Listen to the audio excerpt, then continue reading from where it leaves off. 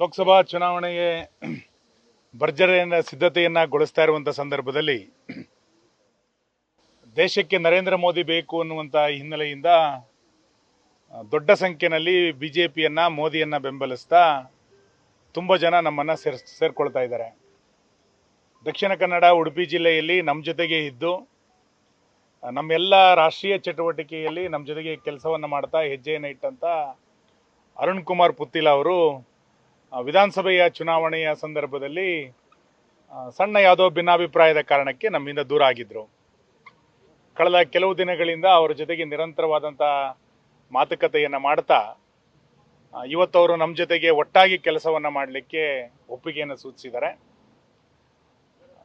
ಪುತ್ತಿಲ ಪರಿವಾರ ಮೋದಿ ಪರಿವಾರದ ಜೊತೆಗೆ ಕೆಲಸವನ್ನು ಮಾಡಬೇಕು ಅನ್ನುವಂಥ ಇಚ್ಛೆಯನ್ನು ಕೂಡ ಅವರು ವ್ಯಕ್ತಪಡಿಸಿದ್ದಾರೆ. ಈ ಹಿನ್ನೆಲೆಯಲ್ಲಿ ಇವತ್ತು ರಾಜ್ಯಾಧ್ಯಕ್ಷರನ್ನ ಅಧಿಕೃತವಾಗಿ ಭೇಟಿ ಮಾಡಿ ಅವರು ಮತ್ತು ಅವರ ಎಲ್ಲ ಸಂಗಡಿಗರು ಮಂಗಳೂರು ಲೋಕಸಭಾ ಕ್ಷೇತ್ರದ ಚುನಾವಣೆಯಲ್ಲಿ ಬಿಜೆಪಿ ಅಭ್ಯರ್ಥಿಯ ಗೆಲುವಿಗೆ ಸಂಪೂರ್ಣವಾದಂಥ ಸಹಕಾರವನ್ನು ಕೊಡ್ತಾರೆ. ಇವತ್ತಿನಿಂದ ನಾಳೆಯಿಂದ ಅರುಣ್ ಕುಮಾರ್ ಅವರು ಪುತ್ತಿಲ ಅವರು ಮತ್ತು ಅವರ ಇಡೀ ಬೆಂಬಲಿಗರ ತಂಡ ಬಿಜೆಪಿಯ ಜೊತೆಗೆ ಸಕ್ರಿಯವಾಗಿ ಕೆಲಸ ಕಾರ್ಯಗಳನ್ನು ಮಾಡುತ್ತೆ. ಅವರ ಎಲ್ಲ ಚಟುವಟಿಕೆಗೆ ನಾವು ಕೂಡ ಇದ್ದೇವೆ. ಮುಂದಿನ ದಿನಗಳಲ್ಲಿ ಎಲ್ಲ ರೀತಿಯಾದಂಥ ಅವಕಾಶವನ್ನು ಮಂಗಳೂರು ಜಿಲ್ಲೆಯಲ್ಲಿ ಅವರಿಗೆ ಮಾಡಿಕೊಡ್ತೀವಿ ಎನ್ನುವಂಥ ವಿಶ್ವಾಸದ ಮಾತುಗಳನ್ನು ಈ ಸಂದರ್ಭದಲ್ಲಿ ಹೇಳ್ತಾ ಮೋದಿ ಪರಿವಾರವನ್ನು ಗಟ್ಟಿ ಮಾಡಲಿಕ್ಕೆ ಇನ್ನಷ್ಟು ಜನ ನಮ್ಮ ಜೊತೆಗೆ ಸೇರಿಕೊಳ್ಳುವಂಥ ನಿರೀಕ್ಷೆಯನ್ನು ನಾವು ಇಟ್ಕೊಂಡಿದ್ದೇವೆ. ಮುಗಿಸ್ಬಿಡಿ, ಆಮೇಲೆ ಮಾಡೋಣ. ಅಸಮಾಧಾನಗಳು, ಭಿನ್ನಾಭಿಪ್ರಾಯಗಳು ಸಣ್ಣ ಪುಟ್ಟ ಅಲ್ಲಲ್ಲಿ ಕೇಳಿ ಬರ್ತಾ ಇದೆ.